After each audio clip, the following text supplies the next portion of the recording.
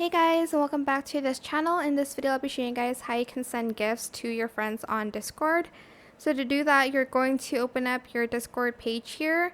You're going to then go to GIFs here, and you're going to type in what kind of GIF that you want to add. I'm just going to type in angry kitten. Oh my gosh, that is so adorable. Okay, actually, I want to see angry cat. I like this one. This one is also cute. You can also add them to favorites as well. You'll be able to see it on your favorites tab here, and you're just going to send it to your friends. But I'm just going to send it in a server. That is it. I hope this tutorial was helpful for you guys. Don't forget to like, comment, share, and also subscribe to this channel if you haven't done that already.